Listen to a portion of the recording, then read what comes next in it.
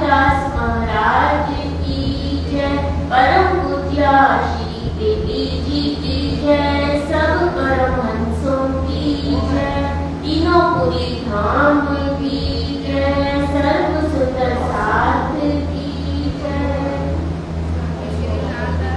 महाराज की जय। बंदो सतगुरु चरण को, करूं सो प्रेम प्रणाम, अशुभ हरण मंगल करण, धनी श्री देव चंद्र जी नाम। श्री प्राणनाथ निज मूलपति, श्री मिहिरराज सुनाम, तेज कुंवर श्यामा युगल को, पल पल करूं प्रणाम, पल पल करूं प्रणाम। कदमों लाग करूं सेजदा, पकड़ के दो पाए, एक हुक्म करत माशूक विच, आशिक के दिल जाए। माशूक तुम्हारी रंगना, तुम अपना के माशूक, एक हुक्म इल्मे दृढ़ किया, अजरू क्यों न होए टूट टूट। इत ही सेजदा बंदगी, इत ही इजारत जगात, इत ही हक जिकर दोस्ती, इत ही रोजा मुराद। इन पाँव तले पड़ी रहूं, धनी नजर खोलो बातून, पलना वालू निरखूं नेत्र, मेरे जीव के ही जीवन, मेरे जीव के ही जीवन। चर्चा प्रारंभ होत है, सुनो साथ चित दे, भजो श्री राधे श्यामा, श्री प्राणनाथ, सखी जीवन हमारो रे। श्री महामति कहे साथ जी, भया चर्चा का बखत, अब तुम सुनियो चित देत, लाल आके आए बैठे इन तखत, लाल आके आए बैठे इन तखत।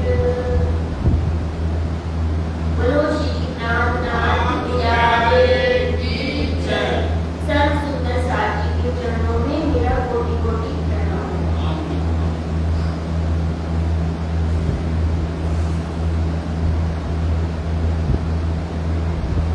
श्री महामति कहे ए साथ जी, यहाँ लो ईसा का इलम, अब मोहम्मद को मिल चले, कहो एक दिन आदम। यहाँ लगे कतेब की चर्चा में ना चित, कलमा से हासिल किया, लिया मोहम्मद मताइत। लाल दास को कहा आज एक बात पाई, तब अरज करी लाल दास ने, हमको दियो बता दिखाई। तब बात कलमा की कहे दिखाई सब, श्री मोहम्मद कुरान लाए, सब तुम्हारा मतलब। इत मोहम्मद सो मिल चले, तब अहमद पाया किताब, ईसा और मोहम्मद मिले, मारे दज्जाल शिताब।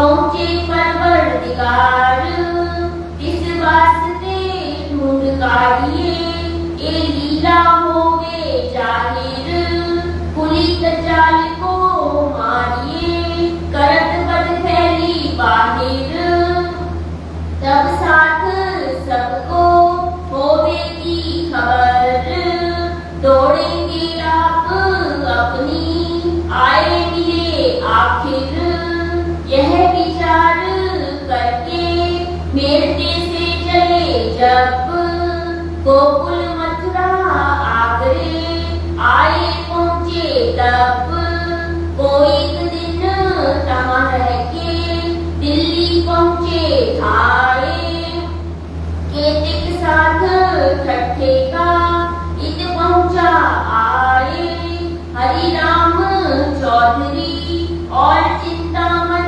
रायमन और रामचंद्र आए पहुँचा, रहा कोई दिन ईश्वरदास चौबदार, ए रहा बरस दोए, पीछे माया लहर में रह ना सकिया सोए, मलूक चंद भली हाथ सो लड़ा तजाल सो जोर, सौंपी अपनी आतम कछु न आई खोर, शेख बदल आइया नीके रहे कदम, लड़ा तजाल सो सन्मुख और न मारी दम, अनंत राम आए मिला लड़ाई के वक्त, सेवा में शामिल रहा समय काया इत, तुलसी बिहारी दास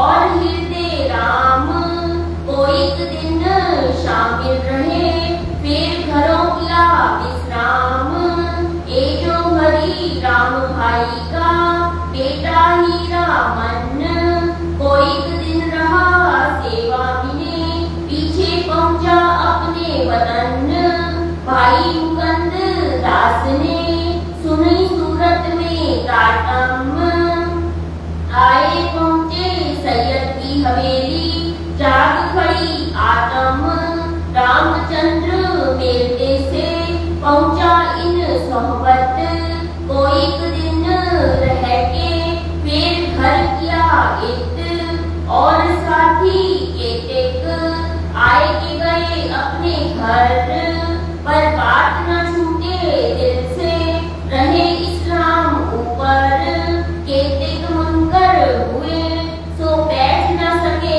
इस्लाम, जो मुंह नीचा करे साथ काई न कहे कलाम, कोई दिन पीछे आइया गोवर्धन अटक से, लाल दरवाजे आए रहा गंगा राम की दुकान में, तहाँ वचन तारतम के कहे जो गंगा राम, आशादीत पर मोदिया दिन पाया विश्राम, नैन सुख महाजन सो कहे वचन दो चार, तिनने अपने दिल में किया बड़ा विचार, फिरते उर्दू बाजार में मिले हैं गरीब दास, धारे के दिन को मिले पूछी खबर खास, कहाँ साथ रहते हैं शिरजी आप हैं इत, मैं अपने साथ को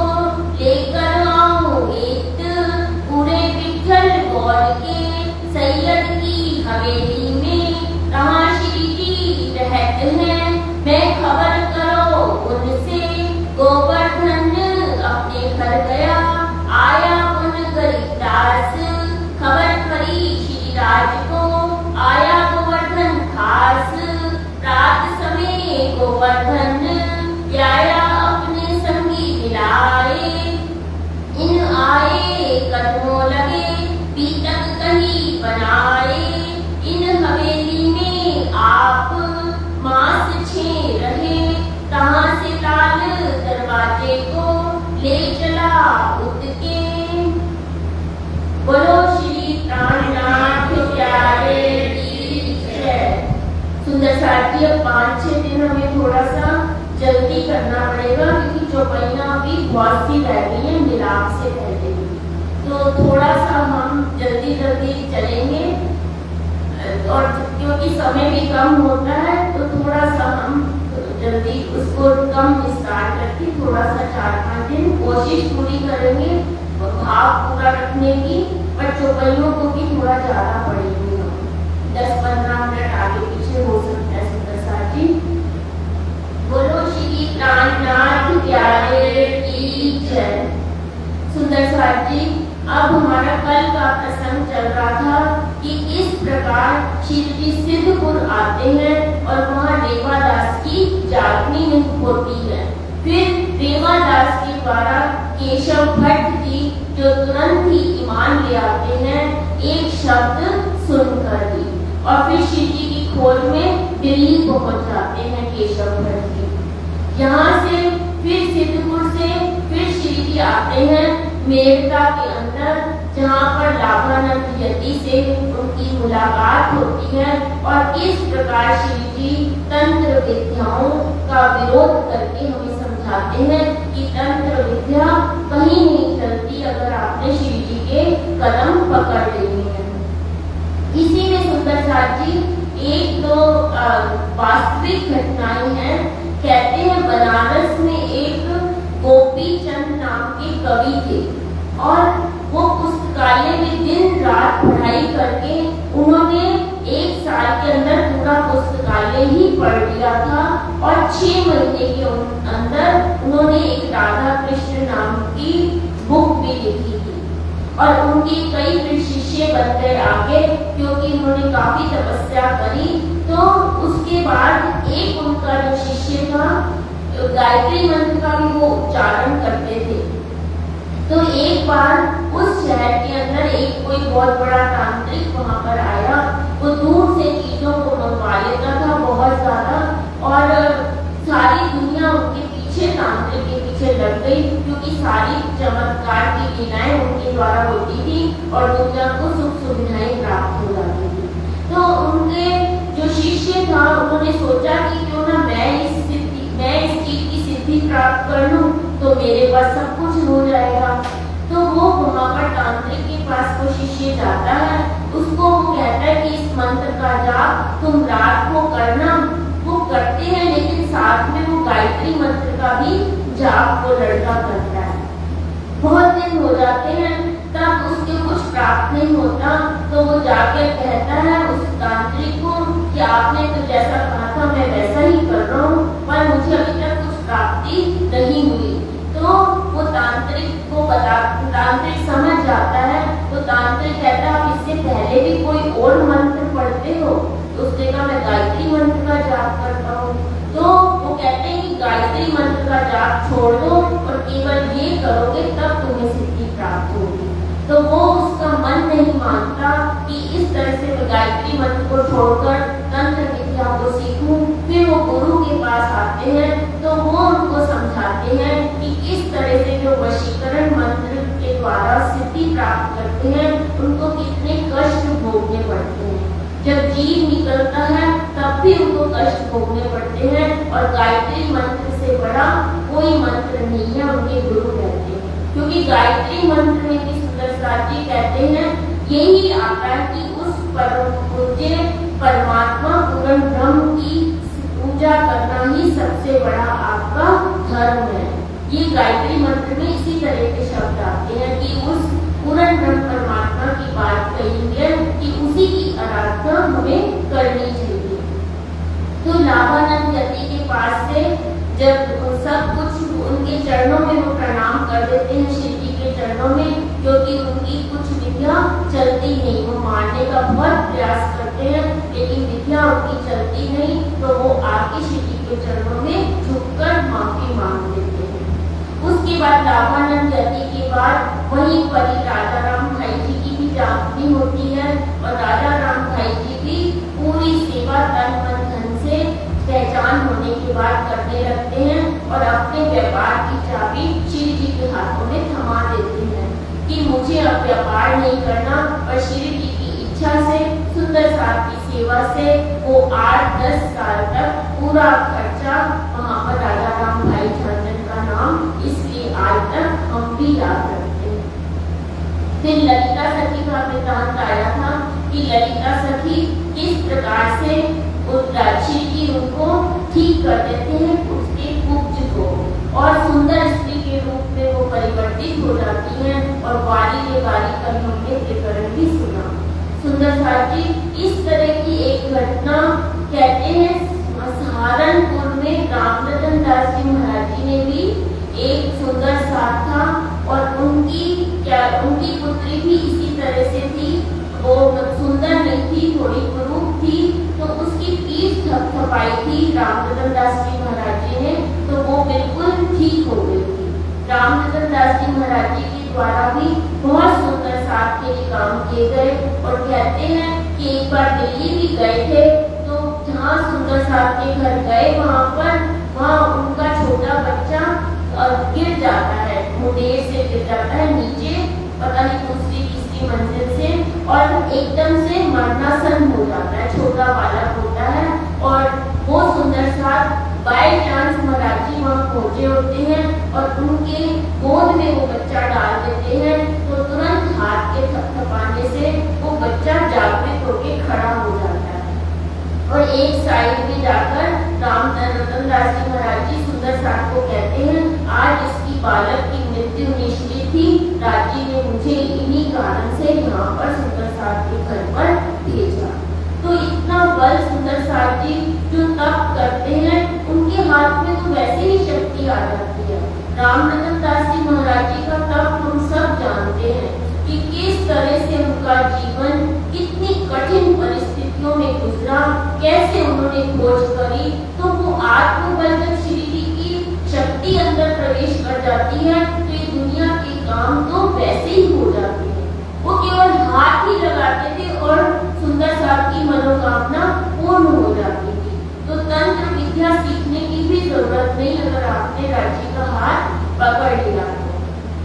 अब यहाँ पर जागनी हो गई, ललिता सखी की जागनी हो गई, और उसके बाद वो ये चौपाइयाँ आई कि मेलना में जब श्री जी रास्ते में घूम रहे होते हैं, तो श्री जी को मस्जिद से एक मुल्ला की आवाज आती है जो लाबांग दे रहा होता है, ला इलाहा इल्लल्लाह मोहम्मद रसूलुल्लाह। तो श्री जी तुरंत समझ जाते हैं कि तो हमारे घर की बातें हैं और मुसलमान समझते नहीं है। तब वो उनके अंदर पांचों शक्तियां कहते हैं पहले से ही थी, वो उजागर हो गई। यहाँ तक ईसा का इल्म ये चौपाई आई, तो ईसा का इल्म देवचंद जी के द्वारा जितना ज्ञान था वो उनके अंदर आया। अब मोहम्मद की सारी की बातें भी, कतेब पक्ष की सारी बातें भी उनके अंदर आ गई। तब अहमद पाया खिताब। ये चौपाई यहाँ पर आती है कि दोनों पक्षों का पूर्ण ज्ञान श्री जी के पास आ गया। तब वो लालदास जी को कहते हैं, आज तो मैंने एक बहुत बड़ी बात पाई कि उसमें क्या, कुरान में क्या लिखा है, हमारे घर की बातें हैं सारी, और अब हम औरंगजेब को बड़े आसानी के साथ जगा सकते हैं, क्योंकि औरंगजेब किसी का मुंह नहीं देखता था। कहते हैं चौपाइयाँ सुंदर साथी बाद में पढ़ लेंगे जब दृष्टांत साथ में चल रहा है। तो इस यहाँ तक होने के बाद मेरठा से श्री जी गोकुल मथुरा होते हुए आगरे में, गोकुल मथुरा आगरा होते हुए दिल्ली पहुंच जाते हैं, और यहाँ से गोवर्धन जी को अटक पार भेज देते हैं कि वहाँ पर जसवंत नाम का राजा था, जिसकी कल भी हमने बात की थी। थोड़ा सा उसका संक्षेप में हम करते हैं, इतिहास के बारे में जानते हैं कि कहते हैं 3 वंश होते थे राजस्थान में। एक उदयपुर में सिसोदिया वंश था, जयपुर में कछवाया वंश था, और यहाँ पर जोधपुर के अंदर राठौड़ वंश तब होता था, रियासतें होती थी उस जमाने में। तो राठौड़ वंश के जसवंत सिंह जी थे और औरंगजेब के लिए ही काम करते होते थे। तो कहते हैं एक बार, क्योंकि औरंगजेब के पास एक बब्बर शेर रखता था वो औरंगजेब, और उसको हमेशा भूखा रखता था। जब किसी को मरवाना होता था तो वो उसके पिंजरे के बाहर उस इंसान को वहां पर भेज देता था। तो जसवंत सिंह ने एक दिन औरंगजेब को चुनौती दे दी कि मेरा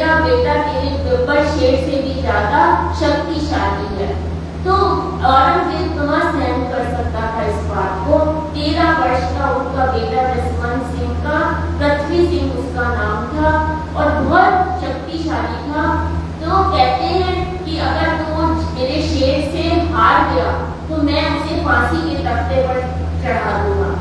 तो ये बात मंजूर कर लेता है जसवंत सिंह। बेटा वहां पर आ जाता है, शेर के सामने वो अपनी तलवार निकालता है। तो औरंगजेब कहता है कि शेर के हाथ में तलवार नहीं है तो तुम कैसे वीर हो, तुम्हें तलवार नहीं रखनी पड़ेगी। और वो तलवार को फेंक देता है बच्चा और पैर से पकड़कर उसका जबड़ा बाहर निकाल देता है शेर का। औरंगजेब ये देखकर हक्का बक्का रह जाता है कि कैसे इस बच्चे ने इतने बब्बर शेर को मार डाला। वो कल्पना भी नहीं कर सकता था और उसके मन में ये वहम आ गया कि ये बच्चा बड़ा होके मेरे लिए खतरा साबित हो सकता है।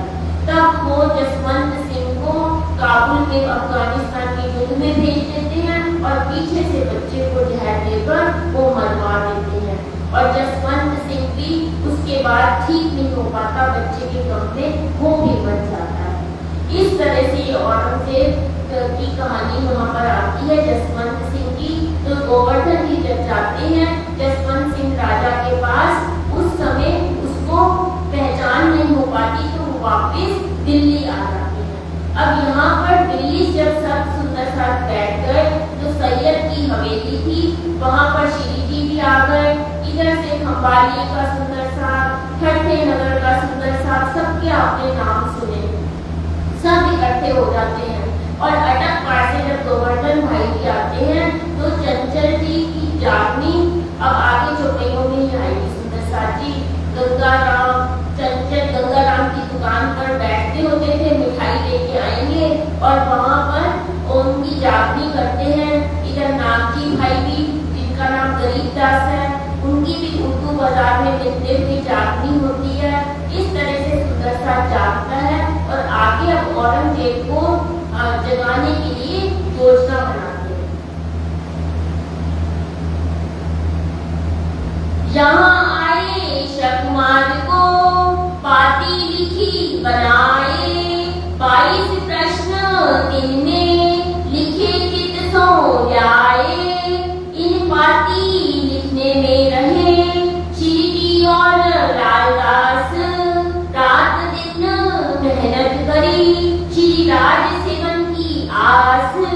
ए पाती लड़के आए लाल दरवाजे, हवेली क्षत्रिय की श्री राज रहे दिन में। कहाँ आए बैठ के बड़ी करी मसलत, पूछा विचार सबको कहाँ करना अब इत।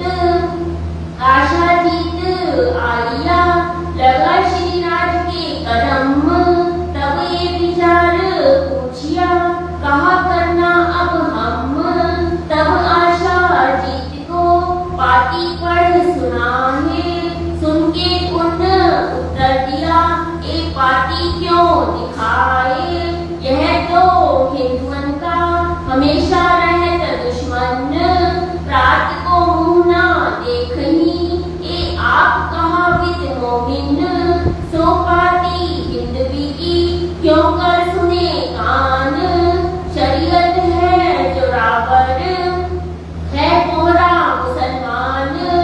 मास दोए यहाँ रहे होए चर्चा वेद वेदांत, ऊपर अटारी के बैठते थे एकांत।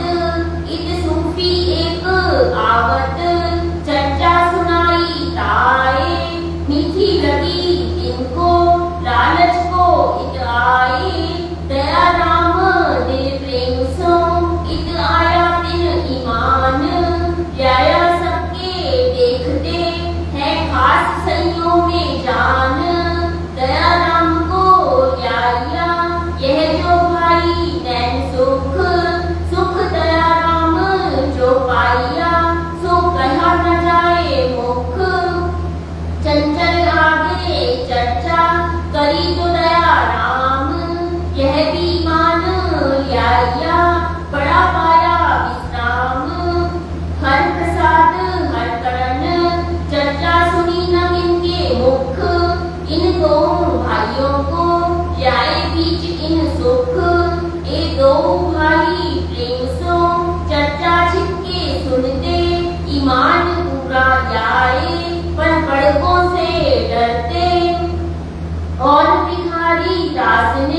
कछु चर्चा सुनी ऊपर की पहचान सो, सेवा करी अपनी श्री राज को घरों पधराए के, आरुगाया थाल साथ सबको सेवा करी, होए के दिल खुशहाल।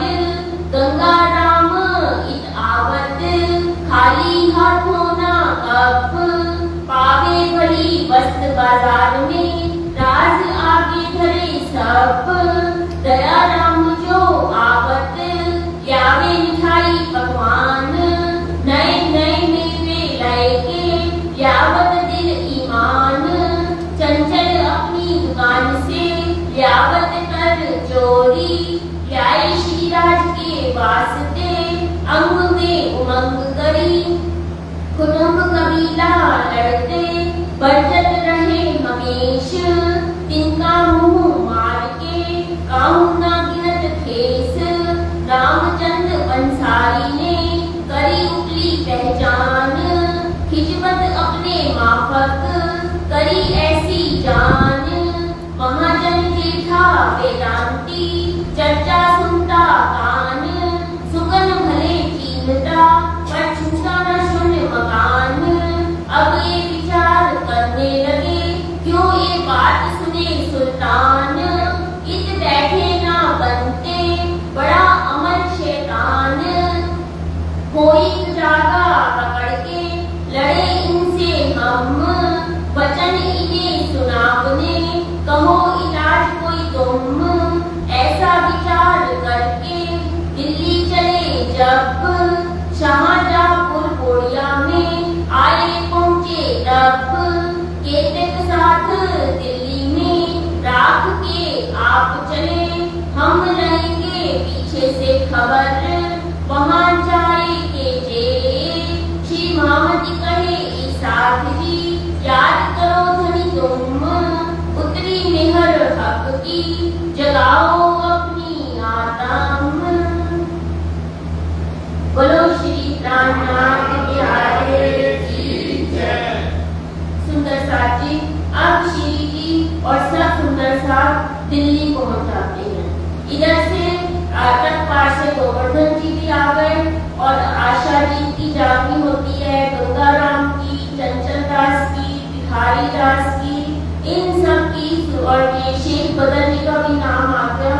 सबकी जागनी जब हो जाती है वहाँ पर होते मीठी चर्चा सबको लगती है और एकांत में श्री जी वेद वेदांत की भी चर्चा करते हैं। अब श्री जी सोचते हैं कि कैसे शाह कुमार की जागनी की जाए, क्योंकि इसमें चौपैया भी आई कि औरंगजेब कहते हैं ऐसा क्रूर व्यक्ति था कि सुबह उठते ही वो इन काफर, अपने को तो मोमिन कहता था और हिंदुओं को काफर कहता था। उनका मुख तक नहीं देखता था, मुख देख लेता था तो उनको मरवा देता था।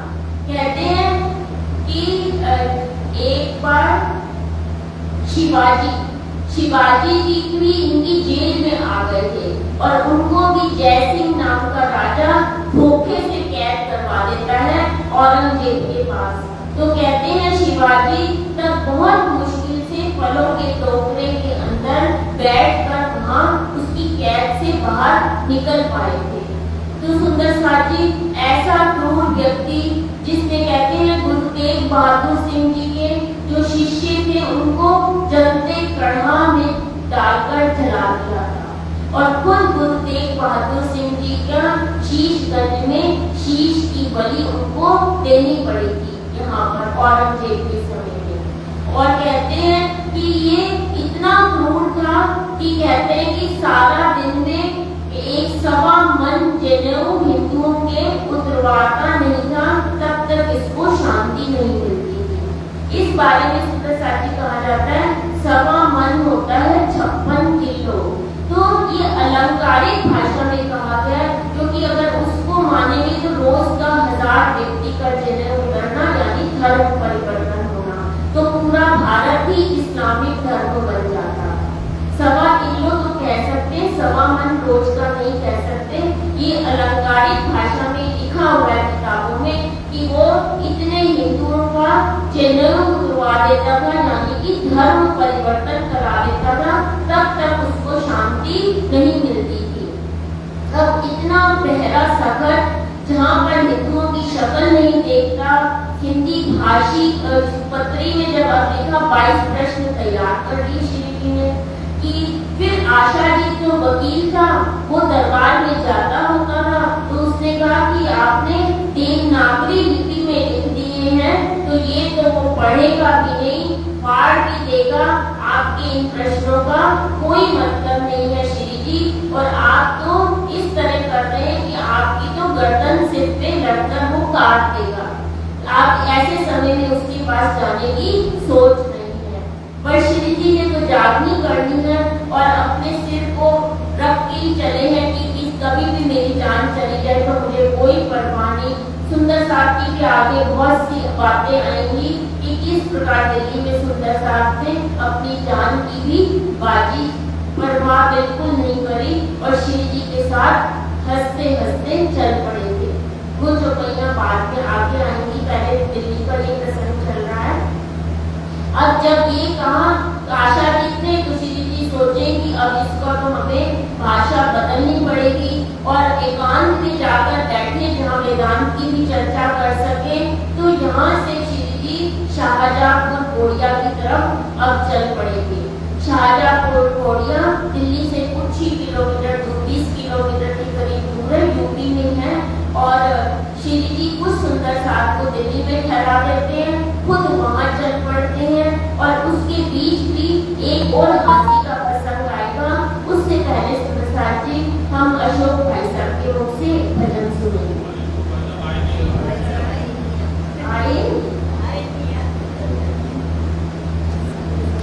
बोलो श्री रामनाथ प्यारे की जय।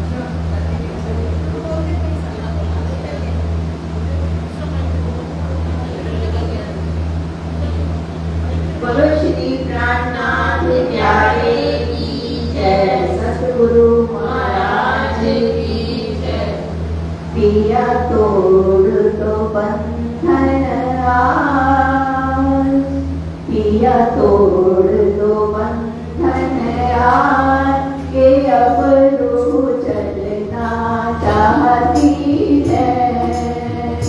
पिया तोड़ तो बंधन आज, के अब रूह चलना चाहती है।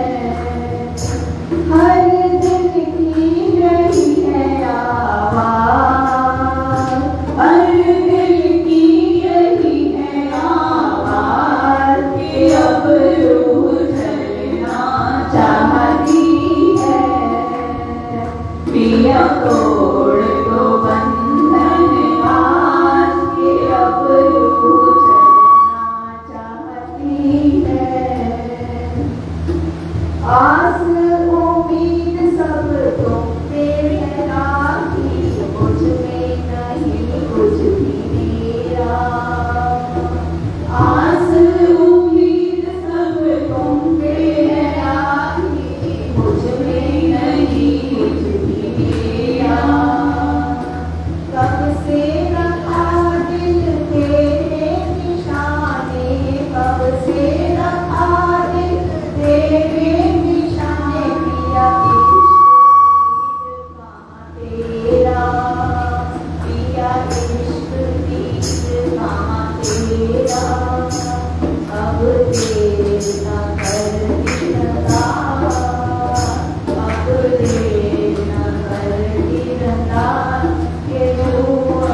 चलना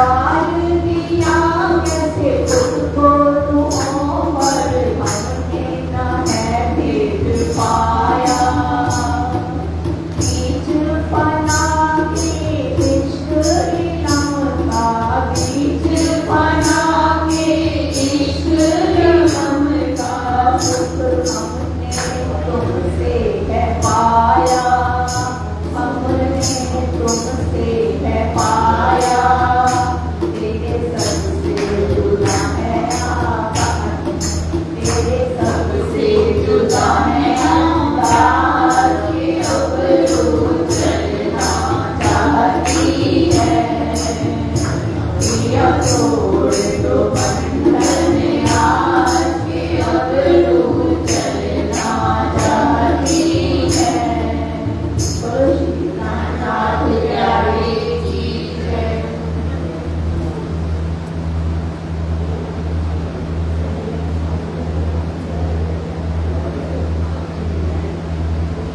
इन समय सूरत से आए पहुंचे लक्ष्मीदास रूपाबाई को लेके बेटी जमुना खास और भाई नारायण दास और गोविंद दास रामबाई को लेके दिलराज चरण की आस और सभा राज छत्री भागवती हरिराम केतिक दिन संग रहे पीछे किया माया में विश्राम लक्ष्मीदास के घर बिने उपली दृष्टि गई जोर राज दीदार देवनी कछु न दिल में खोर नित रोगने आवनी आवत बड़ा आवेश इस वास्ते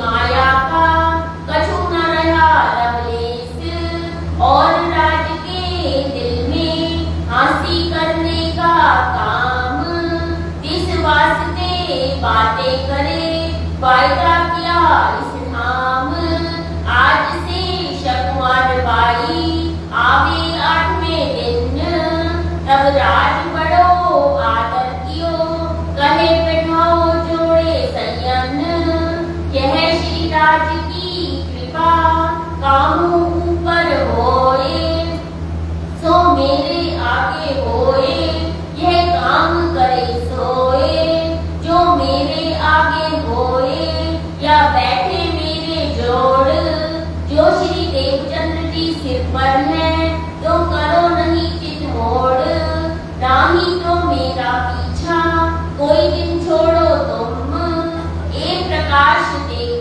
के जगाओ अपनी आत्म तब कहा लक्ष्मी दास ने मुझसे आगा न होए पर जोड़े तुम्हारे बैठूंगा छाप कुमार जगाऊं सोए 2 दिन 2-3 जोड़े बैठा फिर आड़े आई शर्म श्याम भीम ताना मारते तब दिल हुआ नरम जब 8 दिन पूरे भये श्री राजे दिया दीदार तब इनने अरज करी करो पूरा परवरदिगार श्री राज हाथ से जुड़े हुए तब हंसी हुई इत ए तो नहीं मुकर्रर है वक्त रोज कयामत बोलो श्री प्राणनाथ प्यारे की जय। सुंदर साथ जी अब लीला चल रही है खेल चल रहा है तो राजी बीच में दिल्ली में एक हंसी का भी माहौल बना देते हैं उससे ये प्रसंग आता है जो कि दिल्ली में अभी हमने सुना कि कितना खतरनाक राज्य औरंगजेब का है कैसे मुसलमान हिंदुओं पर ज्यादती करते हैं तो इस समय राज्य ने एक छोटा सा लीला करी लक्ष्मीदास जी के साथ कहते सूरत से वो आ गए थे परिवार सहित और जब हवेली के पास ही कहीं उनका मकान ले लिया था वहां पर रहने लगे थे और श्री जी का दीदार होने लगता है उनको वो चर्चा भी करने लगते हैं और श्री जी खुद साक्षात अपने दर्शन देकर कहते हैं कि आज से तेरे से 8वें दिन जागनी शाह कुमार की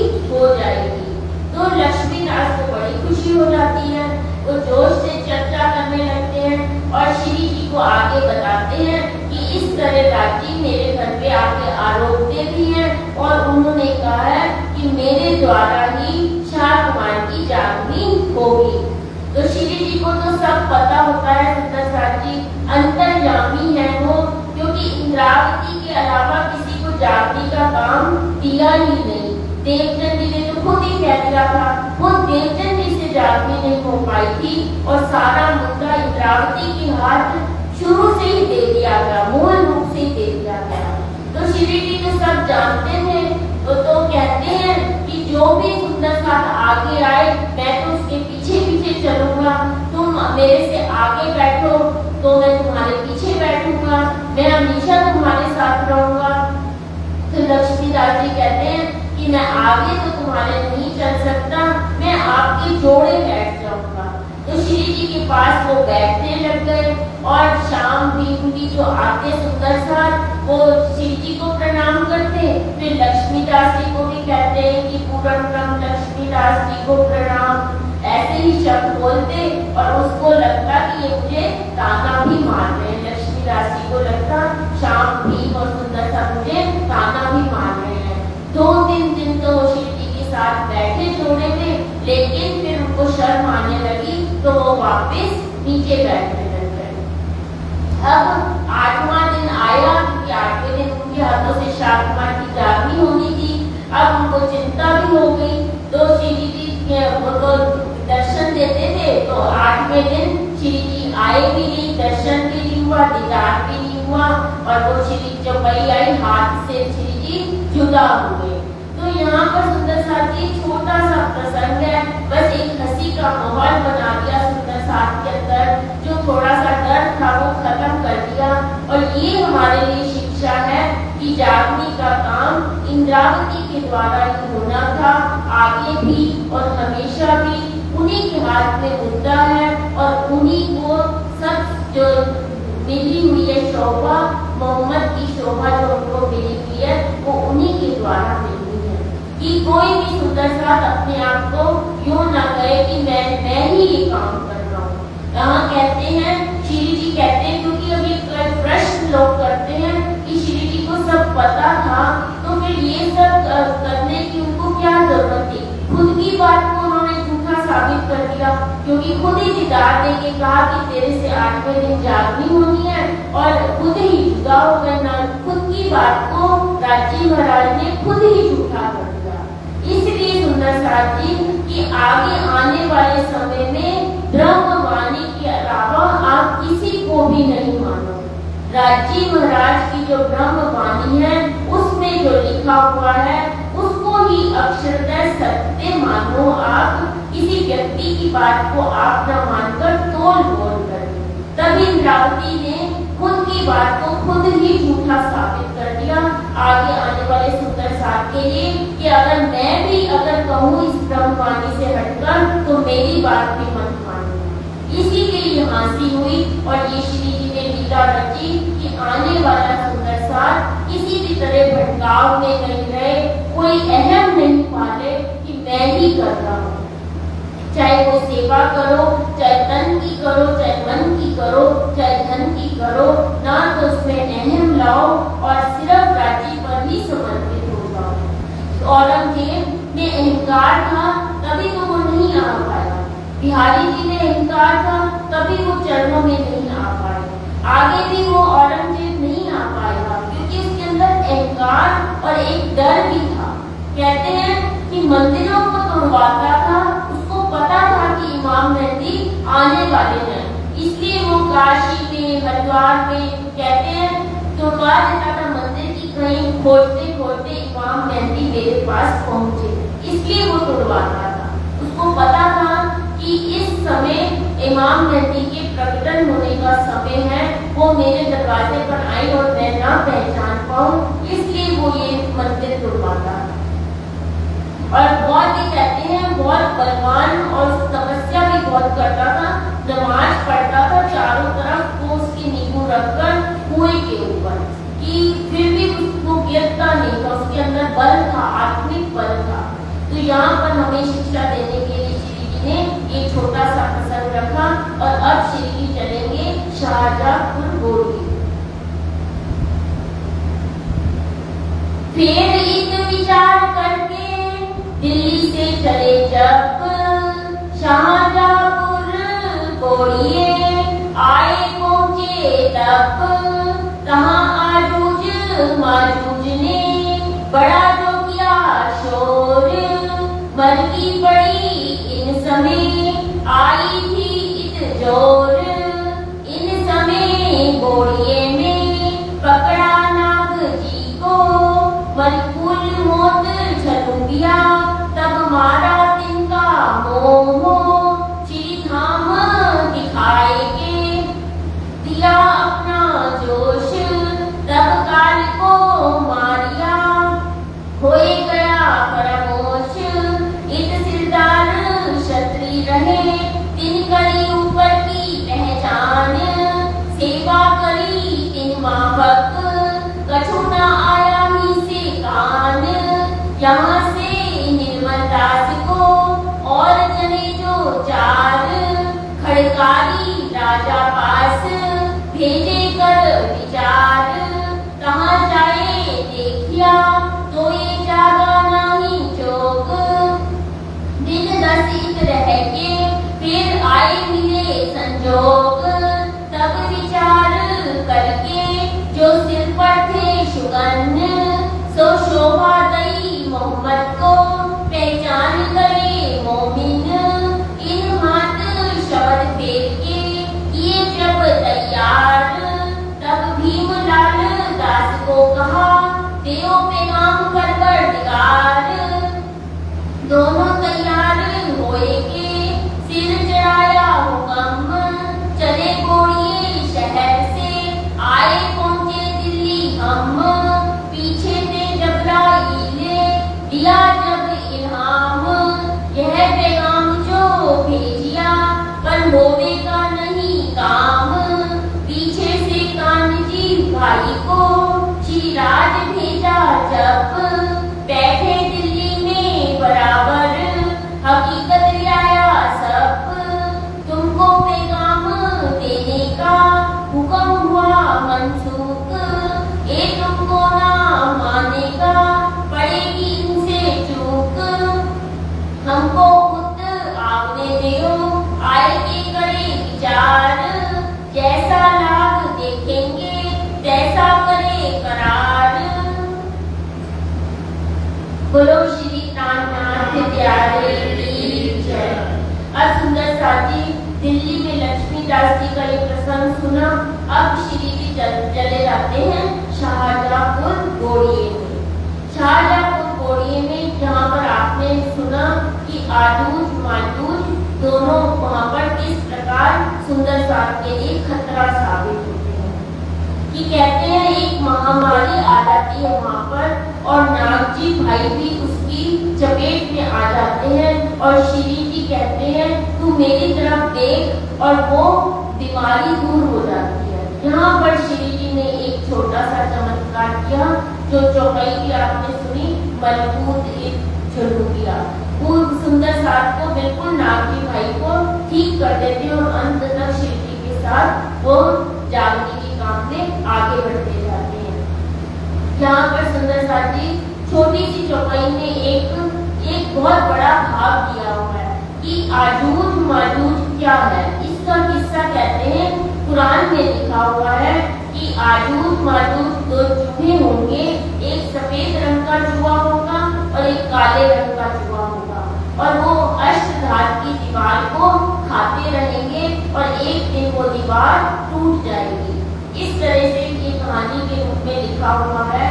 वैसे सुंदर साथ जी ये आजूज माजूज क्या है? आजूज को कहा गया 100 हाथ का लंबा और माजूज को कहा गया 1 हाथ का लंबा।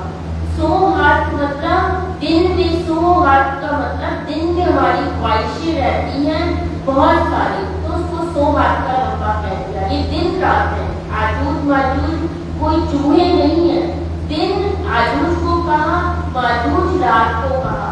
जो अष्टधातु की दीवार है वो अष्टधातु से बनी हुई हमारा जो शरीर है उसे कहा गया कि इन इंसान को दिन रात किस प्रकार चाटते रहते हैं और उसकी आयु खत्म होती जाती है और अंत में वो मर जाता है।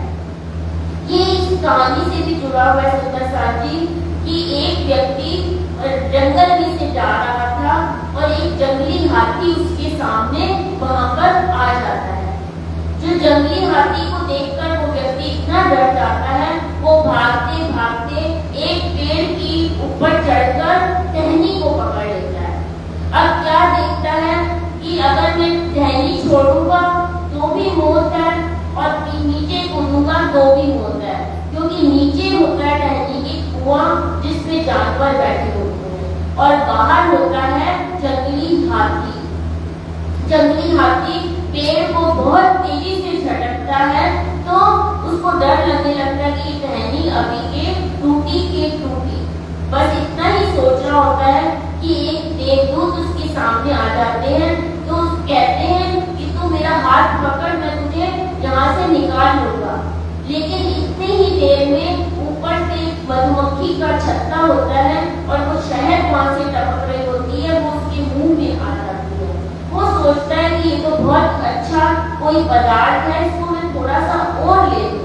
और इतनी देर में वो देवदूत यक्ष चले जाते हैं और टहनी टूट जाती है और वो नीचे कुएं में जाकर जंगली जानवर उसको खा लेते हैं। यहाँ पर ये भाव बताते हैं सुंदर साथ जी, हमारी कहानी भी क्या है, हाथी की तरह मौत हमारे चारों तरफ मंडराती रहती है और ये भवसागर को पार करने के लिए हमारे सतगुरु रूप में सतगुरु मिलते हैं और ये ब्रह्मवाणी मिलती है।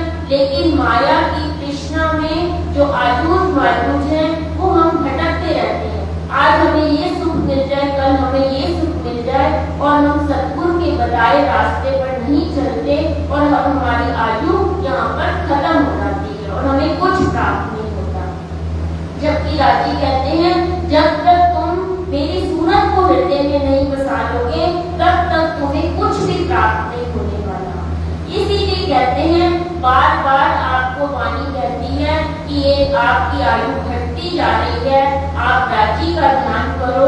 तब पहले भी कुछ कहानी आई थी कि आप जिस तरह अंत समय में जो ध्यान लगाओगे वहीं पर ही आपको जाना पड़ेगा। जड़ भरत की कहानी सुनाई थी कि किस प्रकार उसका हिरनी के बच्चे में ध्यान चला जाता है और वो हिरनी का बच्चा ही बनता है अगले जन्म में। तो हमारे लिए शिक्षा देने के लिए श्री जी कह रहे हैं कि आई बीमारी आई लेकिन वो परवरदिगार साथ में थे, पूर्ण ब्रह्म परमात्मा साथ में थे, तो सुंदर साथ का वो बीमारी भी कुछ नहीं बिगाड़ सकी। आप अभी अपने ही वही कोविड आएगा सुंदर साथ जी, तो कितने सुंदर साथ को कुछ हुआ, घर में सुरक्षित ही रहे। बहुत से सुंदर साथ कुछ के ऊपर आई तो वो जीव की कर्म थे, बाकी राजी महाराज तो सबको अपनी आड़ में कहते हैं। जिस चौपाइयां सुंदर साथ की बड़ी अर्जी में एक आती है कि बच्चे को जैसे बिल्ली अपने बच्चे को शिकार के लिए छोड़ देती है, शिकार को छोड़ देती है बच्चे के लिए, इसको बच्चे से अपना इतना प्रेम होता है। और श्री जी तभी कहते हैं कि मैं तो रूहों को अपनी ओट में रखता हूँ, तुम्हें सिर्फ बंदर के बच्चे की तरह इश्क रूपी छलांग लगानी है। मैं तुम्हारे को अपनी ओट में छिपाए बैठा हुआ हूँ, क्योंकि मूल मिलावट में हम श्री जी के साथ ऐसे ही बैठे हैं। तो सुंदर साथ जी पल पल हमारे साथ धनी है। ये वाणी ये गीतक हमें बार बार यही समझा रही है कि जो ईमान ले आएगा, जो श्रद्धा ले आएगा, समर्पित हो जाएगा तो राजी उससे दूर भी नहीं है। तभी कहा राजी को पाना भी उतना ही सरल है और उतना ही कठिन भी है। जो समर्पित हो जाएगा उसके साथ राजी है, राजी सामने जरूर आ जाएंगे, ये हमें विश्वास रखना होगा। और दूरी उनके लिए है जो विश्वास नहीं करते, उनके लिए उतने ही दूर है। अब यहाँ पर ये बीमारी खत्म कर देते हैं और एक पत्र बनाते हैं, वहां पर लिखकर भेजने के लिए औरंगजेब को और लालदास जी को भेजते हैं और एक और सुंदर साथ का नाम आया उनको भेजते हैं वहां पर। लेकिन अंदर से फिर से इल्हाम हो जाता है कि अभी काम यहाँ पर नहीं होने वाला और वापस कांची भाई को भेजते हैं लालदास जी और उनके पास कि उनको कहो अभी पैगाम नहीं देना है, आप वापस यहाँ पर आ जाओ। तो यहाँ भी सुंदर सा कई लोग कहते हैं कि राजी महाराज को तो सब मालूम था, फिर ये औरंगजेब को तो वो 2 क्षणों में ही जगा सकते थे, फिर ये लीला करने की क्या जरूरत थी कि जो अब आगे भी चलेगी लीला। तो सुंदर साथ जी श्री जी यहाँ पर ये बता रहे हैं कि मर्यादा में रहना कितना जरूरी है। वो चमत्कार करते थे तो क्षण भर भी नहीं लगता, लेकिन उन्होंने प्रकृति की मर्यादा को नहीं तोड़ा।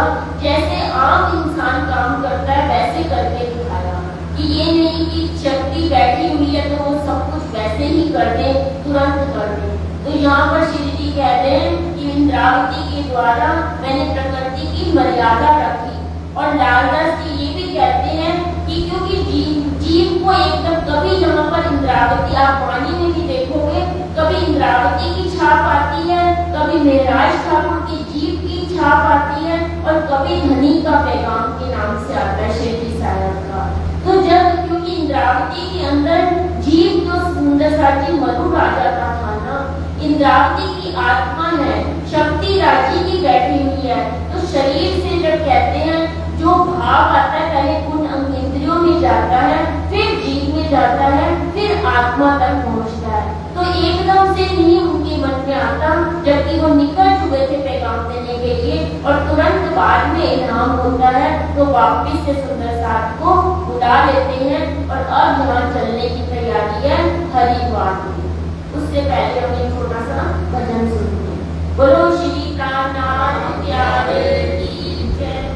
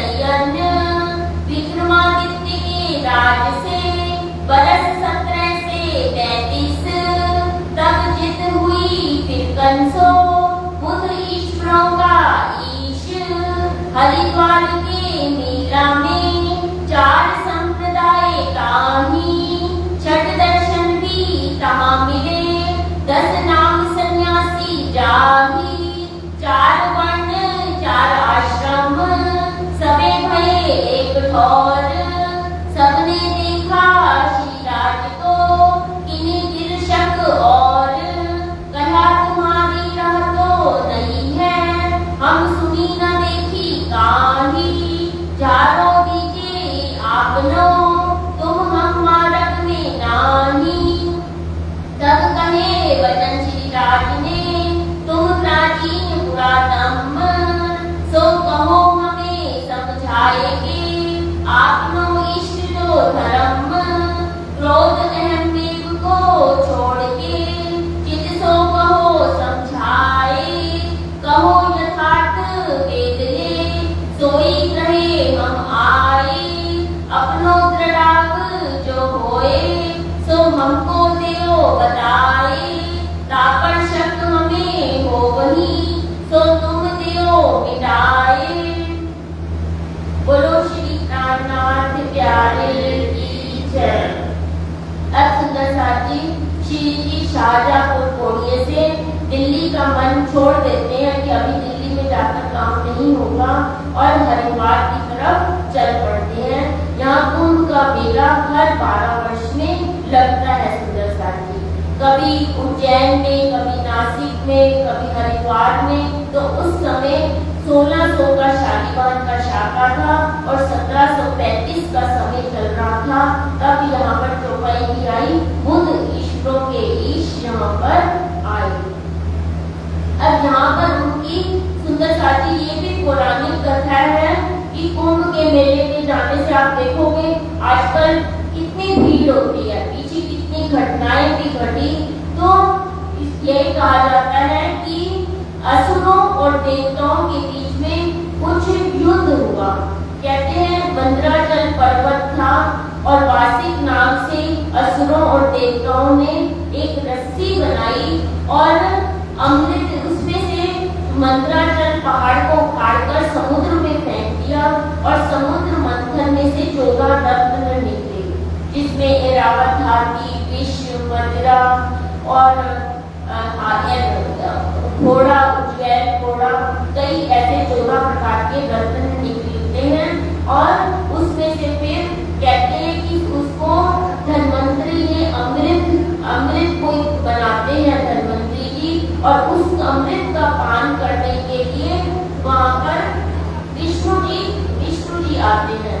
और विष्णु जी जब वो पान करते हैं तो वो देवताओं को दिलाते हैं। वे उस अमृत पान के लिए भी असुर भी उनके पीछे पीछे चलते हैं और जब दोनों में झगड़ा बढ़ता है तो उस अमृत की बूंदें ये नासिक में, हरिद्वार में, उज्जैन में, प्रयाग में वहाँ पर गिरती हैं। तो दुनिया ये सोचती है कि वो सोमरस आज भी वहाँ पर है और हम वहाँ पी लेंगे उस सोमरस को तो हमारी मुक्ति हो जाएगी। और 12 वर्ष में वो एक ही बार आता है अलग अलग जगह पर, जहाँ ये 5 जगहों का नाम बताया वहाँ पर ये कुंभ का मेला लगता है। तो इस बार जो मेला था हरिद्वार में था और श्री जी को पता था कि वहाँ पर बहुत से संप्रदाय के लोग आते हैं, तो वहाँ पर शास्त्रार्थ वगैरह कर हम अपनी संप्रदाय की बात वहाँ पर करेंगे। अब जब श्री जी वहाँ पर पहुँचते हैं तो वहाँ पर सुंदर साथ जी, क्योंकि उनका रूप बिल्कुल अलग था, उस समय उनके रूप में सफेद वस्त्र पहने हुए थे और ना कोई उन्होंने कंठी पहन रखी थी, ना कोई तिलक था, अलग ही वेशभूषा थी। क्योंकि हर संप्रदाय के लोगों की कुछ ना कोई भव्य वस्त्र पहनता है, कोई कंठी पहन देता है गले में, किसी के कुंडल होते हैं पहने हुए कानों में, तो उनकी वेशभूषा बिल्कुल अलग दिख रही थी। तो लोगों को भय की चाल कहीं औरंगजेब की भेजे हुए तो नहीं है। तब ये चौपाइयाँ आई, सबने पूछा कि आप अपना परिचय दीजिए कि आप कौन से धर्म से हैं, आपकी शाखा क्या है, मठ क्या है। जबकि सुंदर साथ जी सोमरस किसे कहा जाता है? वो कहते हैं जो ब्रह्मवाणी का पान कर ले वो ही सोमरस है। और अमृत जल को भी कहा गया है। ये नहीं कि खाली कुछ बूंदे ही अमृत रस है। बूंदों, क्योंकि जल के बिना आप जीवित नहीं रह सकते, तो उसको भी अमृत कहा गया। अब यहाँ पर सब लोग सोचते हैं कि वो बूंदे आज भी मिलेंगी, तो आप सोचो सुंदर साथ जी, लोग भी प्रश्न करें तो आप आज कहते गंगा का पानी स्वच्छ कहाँ रह गया, वहाँ कितनी गंदगी है। उस समय जो गंगा थी वो आज वो गंगा भी नहीं रह गई। तो इतने वर्ष पहले जो बूंदे गिरी, तो गंगा का पानी तो बहता रहता है, उसमें वो बूंदे रह पाएंगी। कहते हैं कि राम के बाणों के द्वारा रावण की नाभि का अमृत भी सूख गया था, तो क्या वो अमृत की बूंदे आज भी उस जगह पे रह सकती हैं? दुनिया अन्य परंपराओं पे चलती है। सुंदर साथ जी, राजी महाराज ने हमें बहुत ज्ञान दिया है। दुनिया तो कर्म कांड में आप देखोगे, अपने जयपुर में ही कितने त्योहार आते हैं और पता नहीं है किसी को कि किसकी पूजा करनी है, क्यों करनी है। शिवलिंग पे दूध चढ़ाना है, अरे इंसानों को दूध पिलाओ, वो दूध तो नाली में चला जाएगा। आप इंसान की कहते हैं उस मूर्ति की पूजा करो, जो इंसान की बनाई हुई मूर्ति है, वो भूखा मर रहा है और आप शिवलिंग के दूध को चढ़ाकर खराब कर रहे हैं। तो राजी महाराज ने तो हमें सब कर्म कांडों से मुक्ति दिला दी, हर भेद खोल के दिखा दी। आप देखो करोड़ों लोग वहां पर जाते हैं, पागल हो जाते हैं कि हमें तो कुंभ के मेले में जाना है, हमारे को मोक्ष मिलेगा। आपके विचार शुद्ध नहीं है तो आपको कहाँ से मोक्ष मिलेगा? आपको ब्रह्मवाणी का ज्ञान नहीं, परमात्मा की पहचान नहीं, तो किसके लिए आप वहां जा रहे हो? तभी कहते हैं गंगा तो आपका शरीर होती है, विचार थोड़ी होती है। ये बात यहाँ पर श्री जी ने यहाँ पर हमें समझाई। अब 4 प्रकार के संप्रदाय आएंगे, 10 नाम सन्यासी आएंगे, 4 संप्रदाय थोड़ा सा पढ़ेंगे। सुंदर साथी उपकरण खत्म हो जाएगा। रामानुज संप्रदाय। तब बोले रामानुज, सब शास्त्र वेद मत ईश, कहो अगोचर पंथ सही, देखो अपनी दृष्टि, हमारे गुरु धर्म में कहीं नाम माला उन्माही, अच्युत गोत्र अति सुचि परम, प्रभु अनंत शाखा जो आही, शुक्ल हमारो वर्ण है, सब वर्ण से बाहिर, साम वेद द्वार श्रवण, मुक्ति समीपे जाहिर, मठ वैकुंठ है हमारो, सुमेर प्रदक्षिणा जान, बीज मंत्र निराकार है, नव सम ब्रह्मांड, पद्मनाभी जो क्षेत्र है, मेला कोटा सुख विलास, लक्ष्मी इष्ट अति गोप है, उज्ज्वल अति प्रकाश, ये पद्धति लक्ष्मी दे चली, ये पद्धति दिन ब्रह्म आए, 14 भवन पर वैकुंठ है,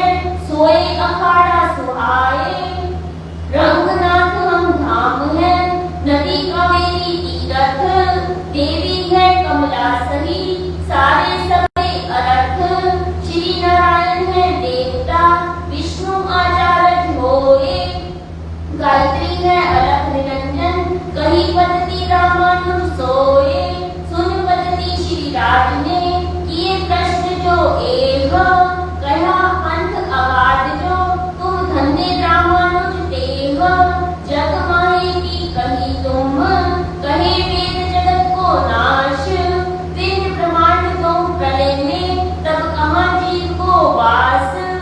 सुंदर साथी, जितने भी संप्रदाय आएंगे, वो 10 नाम सन्यासी आएंगे, ये अब 4 संप्रदाय रामानुज है, नीमानुज है, सब में वो बताएंगे कि गोत्र क्या है, उनका वंशावली कहाँ से चली है। अब इन्होंने वंशावली कहते हैं हमारी बहुत पुरातन है, जबकि श्री जी कहते हैं महाभारत से पहले, कलयुग से पहले कोई थी नहीं, उसके बाद ही ये वर्ण व्यवस्था चालू हुई। अब तीर्थ बता देंगे, किसी भी नदी को तीर्थ बता देंगे, जो क्षेत्र है वो भी पूरे भारत में अलग अलग जगह पर क्षेत्र बने हुए, बद्रिका क्षेत्र अलग है, या दक्षिण की तरफ के अलग है, उसमें इन्होंने पद्मनाभी क्षेत्र बता दिया, और रंगनाथ हम धाम है, नदी कावेरी तीरथ, और देवी कमला को बता दिया, गायत्री मंत्र को ये मानते हैं। तो श्री जी ये बात कह देते हैं कि तुमने तो सब जग के बीच की की बात कही है और वेद ये कहता है जगत को नाश होने वाला है, तब पिंड प्रमाण दो प्रलय में, तब कहाँ जीव को वास। तब चौथे लोक में महाप्रलय का नाश हो जाता है, तो जीव आपका कहाँ पर, यहाँ पर रहेगा। वेद कहते हैं हमारा सामवेद है, कहते हैं सामवेद ही एक ऐसा है जिसमें भक्ति की बात कही गई है और ये बात कही गई है कि तू ही तू है सब कुछ, पार ब्रह्म परमात्मा ही ध्यान करने योग्य है। ये परमात्मा मैं तेरा हो जाऊं और तुम मेरा हो जाए। उसमें एक भक्ति की निष्ठा की बात कही गई है, तो उन्होंने कहा सामवेद का हम श्रवण करते हैं। और मुक्ति सामीप्य, 4 तरह की मुक्ति होती है, सारूप्य, सामीप्य, सायुज्य, सालोक्य। तो जो विष्णु के पास है उसको सामीप्य कह दिया, जो उनके लोक में है उसको इस तरह से 4 प्रकार की मुक्ति बताएगी जो सभी में आएगी। ये हमारी मुक्ति धाम है, ये हमारा तीर्थ है। गायत्री मंत्र यहाँ कह दिया, वहाँ कोई दूसरा मंत्र कह देंगे, तो चारों तरह से यही बताया गया। तब बोले नीमानुज वेद इष्ट जब धाम, अपनी संप्रदाय सब कहो, मूल प्रभो विश्राम। मथुरा है शाला सही, धर्म क्षेत्र गोकुल पुनीत, सुख विलास वृंदावन में, धाम द्वारिका नेत। नदी गोमती तीरथ इष्ट रुक्मणी होए, यजुर्वेद हरि नाम की माला, तारे सब छल सोए। यहाँ सुंदर साथी नीमानुज संप्रदाय वाले अपनी बात बता रहे हैं। अब शाला को कह दिया, मथुरा को कह दिया, धर्म क्षेत्र गोकुल को कह दिया, और सुख विलास वृंदावन, धाम द्वारिका, नदी गोमती तीरथ और इष्टम रुक्मिणी की पूजा करते हैं। यजुर्वेद के नाम की माला को हम जपते हैं। तो यहाँ पर सुंदर साथी नीमानुज कहते हैं, नीमानंद जी एक ऋषि थे और बहुत योगी और ज्ञानी थे, जो जिनके द्वारा ये संप्रदाय चलाया गया। एक बार वो सूर्य के छपने से पहले, अस्त होने से पहले ही भोजन कर लेते थे। और एक बार कहते हैं कोई सन्यासी उनके पास आए, क्योंकि सन्यासी को खिलाए बिना वो खाना नहीं खा सकते थे। सन्यासी ने कहा मैं अभी नहीं खाऊंगा। तब कहते हैं उन्होंने नीम के पेड़ के ऊपर सूर्य को टिमटिमाते हुए रख दिया था, तब ये निम्बार्क बना, नीम का पेड़ और अर्क सूरज। और नीम के पेड़ के सूरज को टिमटिमाते हुए दिखाकर तब उन्होंने भोजन किया था। तब उन ऋषि के नाम से ये नीमानुज संप्रदाय चला। विद्या देवी मुक्ति स्वरूपी, प्रणव मंत्र ओकार, चली संप्रदाय संकादिक से, प्राचीन मंत्र सार। गोपाल मंच है गायत्री, गोपाल मंत्र है जान, नारद है आचार्य, ऋषि दुर्वासा मान। विष्णु को वाहन सही, वरुण देवता सोए, रक्षा करे सदा संत की, एक पद्धति नीमानुज होए। तब कहे कृष्ण श्री राज जी, तुम में नहीं विचार, कछु कही जगत के परे की, कछु जगत मंझार। सार असार को एक किए, मिले नहीं मतभेद, तुम बिन सद्गुरु कहा करो, छूटे नहीं भवखेद। विष्णु संप्रदाय वाले, तब विष्णु श्याम आचार्य ने अपनी संप्रदाय सब, इष्ट उपासना वेद जप, कहो सुनो तुम अब। विष्णु कांची है धर्मशाला, श्वेत गंगा चक्र तीरथ सोए, सुख विलास इंद्र दमन मत, जहाँ निर्मल सब होए। मार्कंड है तीरथ, पुरुषोत्तमपुर है धाम, इष्ट लक्ष्मी है सही, जगन्नाथ सेवन उपासना नाम। अथर्ववेद हमारो सही, माला नाम की सार, अच्युत है गोत्र पुनि, त्रिपुरारी शाखा धार। शुक्ल वर्ण तुम जानियो, तुलसी मंत्र है जाप, जल देव ऋषि है वरुण देवता, वामदेव आचार्य ठाक। ब्रह्म गायत्री जानियो, महादेव से संप्रदाय आए, सारी मुक्ति हमने ग्रही, ए विष्णु श्याम संप्रदाय सुहाए। तुम तो यह जग में कही, ए कहे पतन श्री राज, वेद पुराण जग नाश कहे, रहे माधवी संप्रदाय। तब कही माधवाचार्य ने हमारी संप्रदाय जोए, गोत्र क्षेत्र इष्ट धाम वेद, सुनो आप तुम सोए। पूरी अवंतिका शाला सही, नीम खार क्षेत्र होए। सुख विलास है अंग पाट मध्य, बद्रीनाथ धाम है सोए।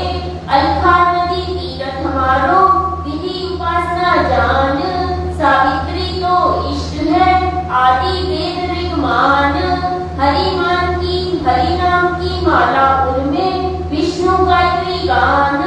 विष्णु हंस रूप मंत्र है, ब्रह्मा आचार्य प्रमाण।